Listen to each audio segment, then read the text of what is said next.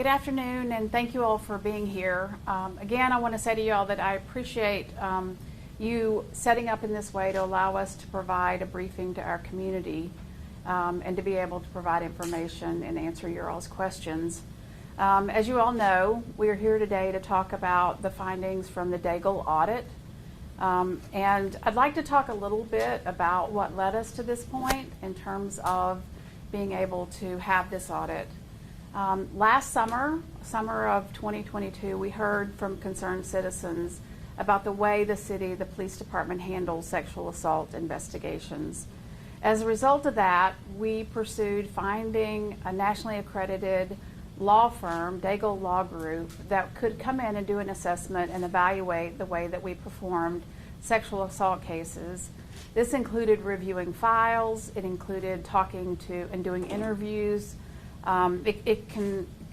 It looked at processes and procedures, it looked at national procedures as a part of it. The goal was to have them evaluate and make recommendations to improve the department's policies and procedures.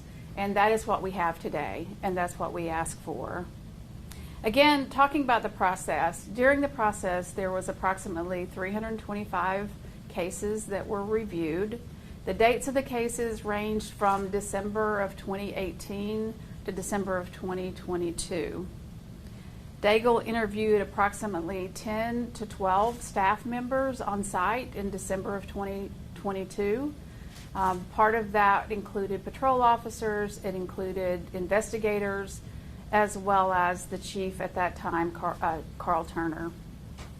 The review also included the opportunity for victims to come forward anonymously and to be able to provide information through a website, a safe website portal that would allow them the opportunity to communicate directly with Daigle about any concerns that they would have.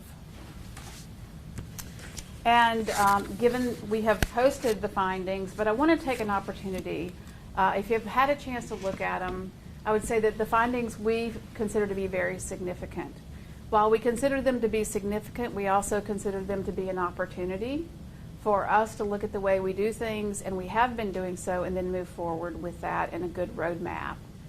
So the findings, I'm going to take an opportunity to review those because I think it's important for transparency that we own those, that we all acknowledge what those are. The first finding, and the most significant one that we heard from Daigle, was our records management system was inadequate.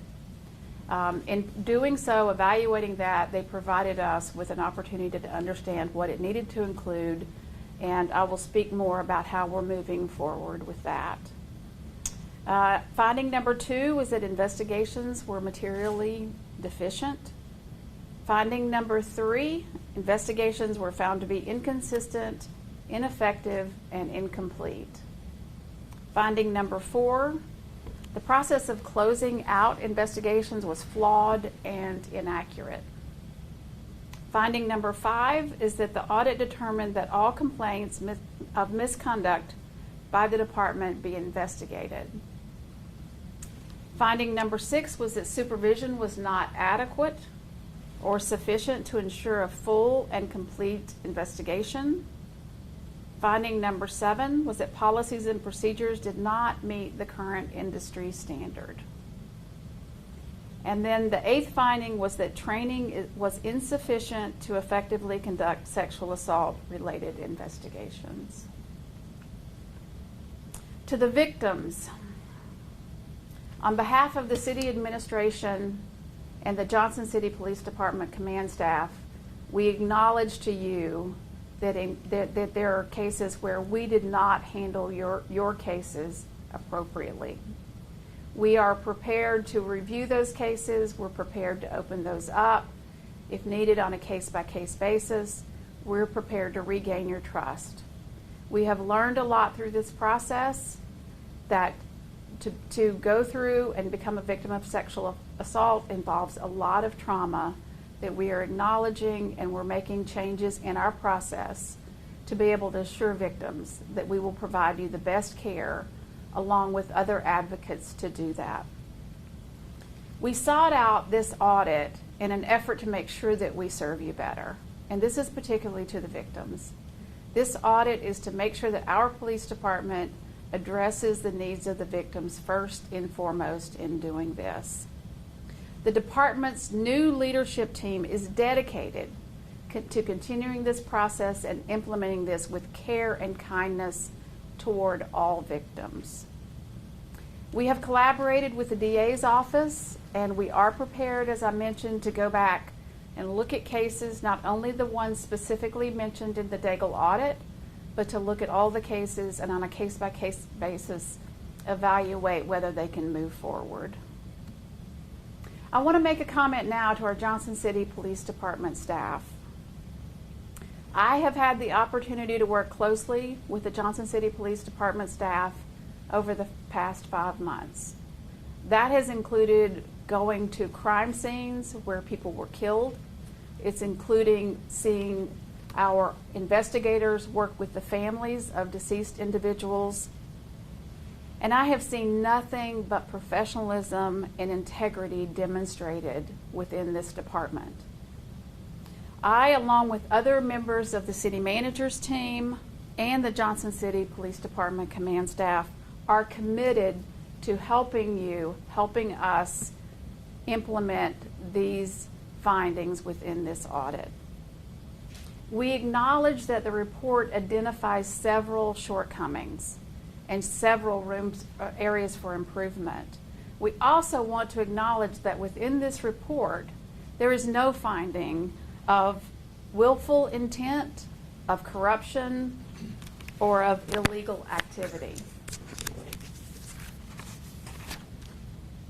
This department has been accredited since 1993 and has shown the ability to do continuous improvement. We are prepared to do that in the implementation of the findings of this audit. To our citizens, the Johnson City Police Department is committed to serving all members of our community, including those victims of sexual assault. When General Finney took office in September of 2022, he provided a roadmap, a protocol to our community in dealing with sexual assault for not only the city of Johnson City, but all those within the 1st Judicial District. Our department has worked closely with the DA in doing training to be able to make sure that we are following out the protocol that has been laid out so that we can have successful convictions of these crimes. Again, during my tenure over the past year and a half, I've seen the women and the men in the police department dedicate themselves to keeping our community safe. We intend to continue that work. City administration, again, along with the Johnson City Police Department, are dedicated to serving this community and making sure that our police department does so as well. While awaiting the audit, there was an opportunity, as we have discussed before, to be able to talk to Daigle about some of those findings. And I wanted to share with you some of the things that we've already taken on as a part of the implementation of these findings. The first one includes the review of the policies and procedures, which our police department calls general orders. We have hired a full-time staff attorney within the police department, Blake Watson, who is reviewing and evaluating all of the police department's policies and procedures to make sure they line up with best practices. We are completing a review of all sexual assault cases and policies and procedures. We are creating a comfortable space at our Family Justice Center to do interviews for victims and allow for victim advocates to be a part of that, as well as providing other services that victims need after the trauma that they face through sexual assault. The Commission approved an additional $100,000 in training for the police department staff to fulfill the recommendations within the audit and make sure that we are conducting these investigations appropriately. Additionally, there is $50,000 dedicated to a new records management system that will ensure that we will be able to keep all of our records in the same place to ensure that we can bring assailants to justice. We are also in the process of evaluating the needs of staffing within the Criminal Investigations Division. Our staff has been working on developing a criminal sexual assault division within that area that focuses specifically on sexual assaults and can make sure that we can provide that. We will be looking at adding additional staffing in order to be able to do that. In closing, we believe these steps will be significant. We believe this audit is significant. We believe there are significant findings within this that we are prepared to make changes. We commit to demonstrating improvements in the areas where we have fallen short. We will report our progress to the Board of Commission on a regular basis, but in no less than every 6 months. I will speak to the fact that we will be doing a presentation to our City Commission Thursday night. It will be early in the agenda, and we will be allowing public comment at that time. We will make a presentation on the full report, provide all of the findings with the recommendations, and be able to provide information about where we are in the process of making those improvements. And at this time, I'm happy to answer any questions that you have. Are the findings in this report a surprise to the city, or is this sort of on par with what you thought they would find? We have been, as I mentioned, we have been in conversation with Daigle. So we had recognized the shortcomings that we had. And we had not specifically seen some of the cases that he had evaluated. So I will tell you that from a standpoint of reading it and the feeling of the cases that were looked at and the information associated with that, I think that was very difficult to see as part of the report. Generally, the findings about the record-keeping system, the additional training, the leadership, we had anticipated that and had made some changes that we mentioned to within the budget based on that. Does that answer your question? Absolutely. You talked about some of those specific recountings that are within that report. And you already kind of made a personal message to victims, but I also wanted to ask how much, if at all, does what you saw in those specific recountings affect your determination to maximize the implementation of this plan? We are committed to doing the right thing. I think that the thought of reading about the specific cases, we were fully intending to comply and to move forward with this.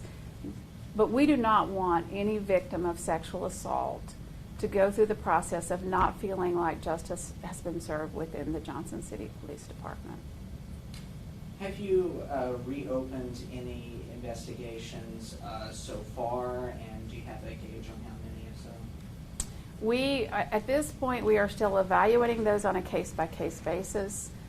We have only reopened cases where new evidence has been provided to us, but none associated with this report. We asked last time about that, actually, when we were here 3 or 4 weeks ago. You said that's a VA decision. Is there some agency on the part of the city and the JCPD to get something like that forward? New evidence is coming forward, or do you just have to sit there and wait on the DA to decide whether they want to reopen something? We meet regularly with the DA. I think if the relationship is such that I feel like if our criminal investigations division look at a case, they would go to the DA and say, can we take a look at this together? It's a joint relationship. That could be reopened as a result. The DA has to authorize it, but the police department would make recommendations based on information they find in the file. So you say that you've only reopened cases where there's new evidence. So in these situations like this report is outlining where the case just wasn't handled properly, are we going back and reviewing any of those? So in the question that I answered to you, it was speaking previous to this report coming out. So after this report coming out, we will be evaluating all of these cases because, as I mentioned earlier, we had not been privy to the cases that Daigle was going to provide in the report. So previous to this, we had been, when new information came forward, when a victim came forward, when there was additional a return of DNA, anything like that.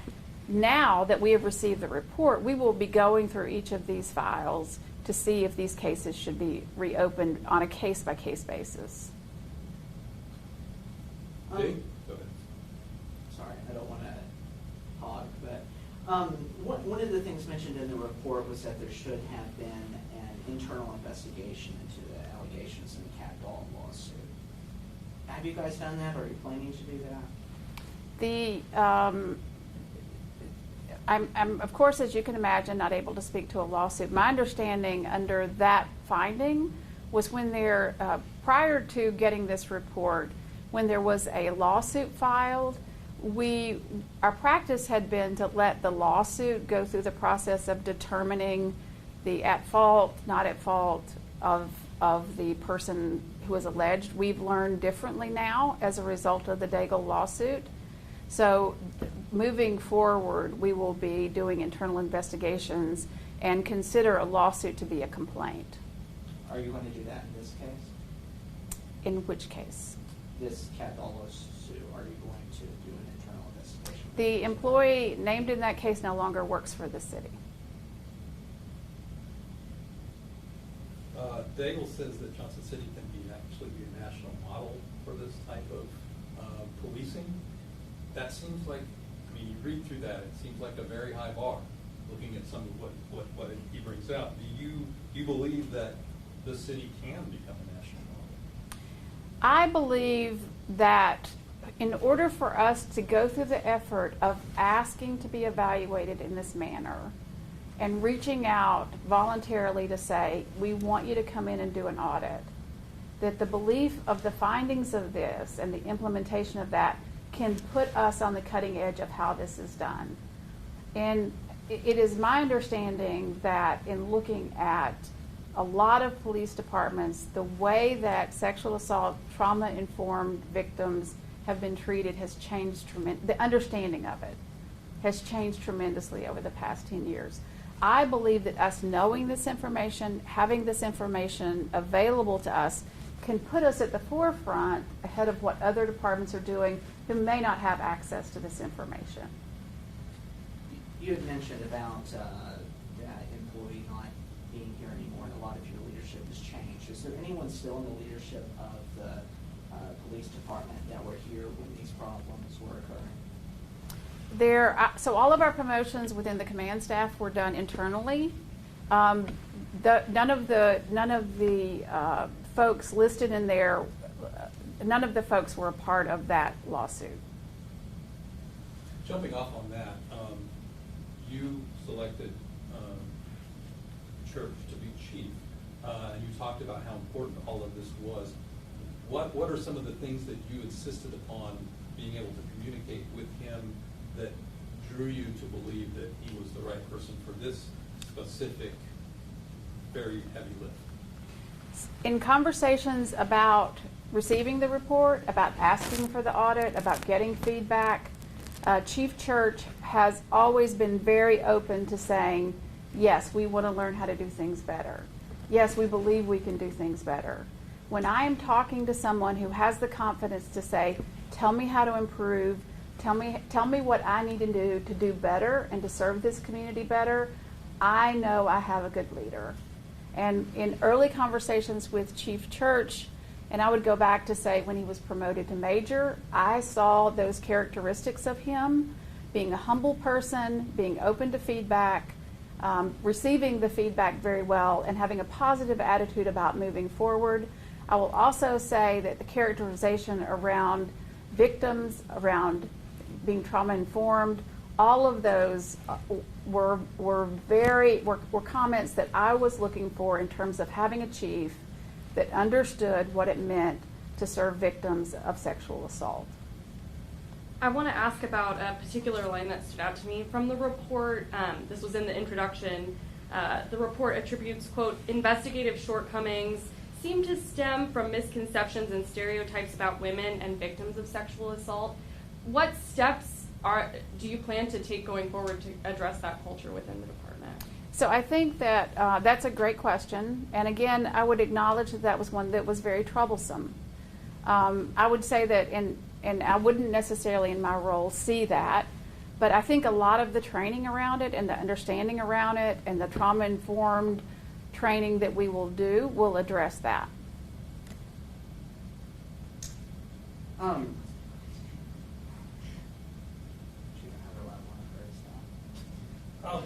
jump in. Yeah, you go ahead. I'm thinking. You know, the city and the department, competent in many ways, all through the years, accredited since 1993. And you may not be able to answer this, but how does that type of an entity, an organization, fall into the kind of culture that Daigle's describing here? I mean, undertrained, poor records management, you know, a somewhat pervasive, non-victim sensitive approach. I kind of tried to get to the bottom of how it could get to that state. I was not here at the time. I don't think I could speak to that at all. I will say that we have learned about the accreditation process, and that within the accreditation process, it doesn't specifically refer to policies and procedures around sexual assault. I know that this investigation, this audit was specifically about cases involving sexual assault, but some of the things they found, like not conducting interviews with suspects, you know, just some bad investigative techniques here. Are you worried at all that this may extend to other types of violent crime? In the interviews and as the report reveals, the only cases that were looked at were the sexual assault. I have not seen or understood there to be any other since I've been here. I think if we determined that through an evaluation process, we would also do an audit of that. The police department's leadership change was part of the early retirement program that the commission had put together, if I'm not mistaken. Did those retirements occur because of this situation, or is it totally independent? So I would just correct a little bit of what you said. It was a voluntary retirement incentive program, in that everybody who was eligible for it had at least 30 years service with the city of Johnson City. One of the challenges that I faced coming into the city, and it was referred to even within the announcement of the job, is that there were a large number of folks who were eligible for retirement, and I think even referred to it as a silver tsunami. So the concept of doing a voluntary retirement incentive program was completely surrounded with understanding how many people who were in that category intended to be here for at least 2 to 3 years. So that whole program, the derivation of all of that program applied to everyone in the city. It wasn't limited to just the police department. And the folks who retired within the police department all met that criteria. But this wasn't in mind when that program was created? This was not in mind. We had not received the report. The interviews had not been done at the time this happened. What do you think is the most important thing that needs to happen within the city to make your goals in this matter succeed? I think it's happened. I think that getting this report, we've had a lot of conversation. As we've been honest with you, we received this report last Monday.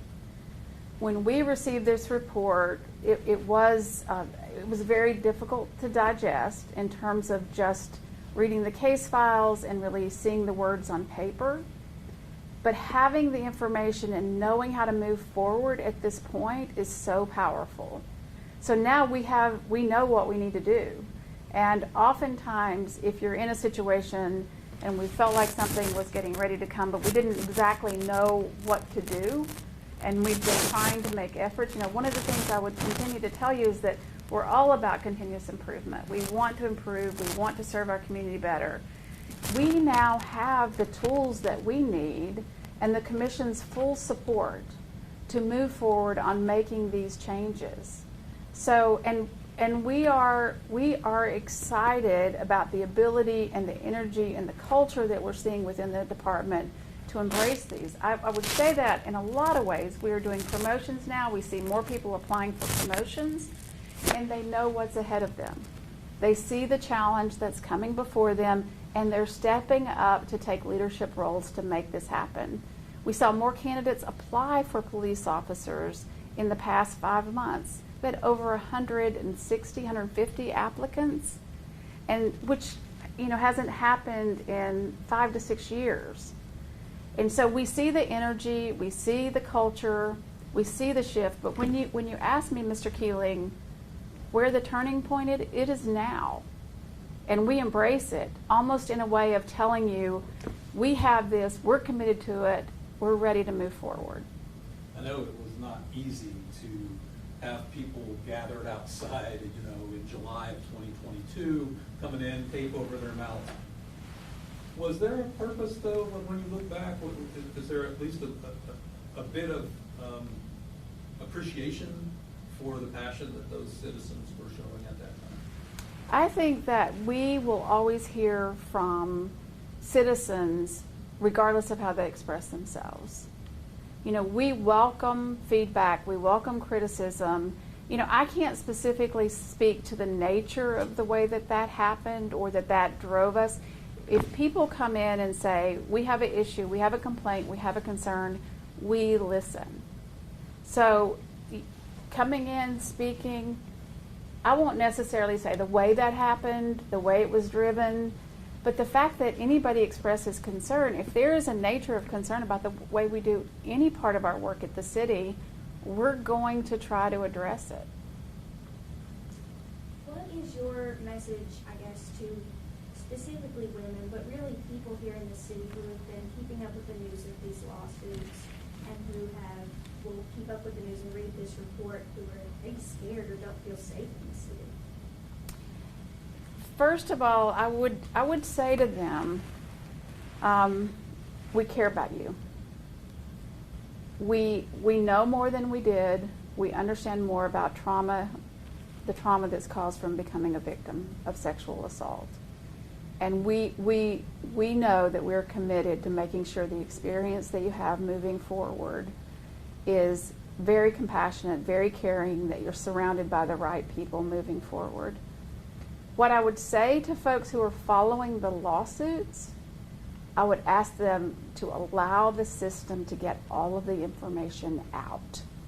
I would encourage anyone, and this probably goes without saying, so I'm not trying to in any way speak down, but there is always information that people don't have the full story that can't be told in a lawsuit. And what I would say to each one of those is, let's give this opportunity to play out, for information to be heard, for the truth to be told, and each of that information. And it requires us to be patient, and we know we're of the nature of wanting answers now and wanting to make decisions now and wanting to form our own opinions now. I would ask you to hold, if I'm speaking as the clerk can ask, if I were speaking to the community, please get all the facts. Please make sure you know all of the information before you come to a conclusion or jump to a decision. What I'm committed to say to you publicly, transparently, is that we will serve victims and that we are committed to do that. I know that our DA's office, through several meetings, is also committed. If people don't feel comfortable, go to the DA's office.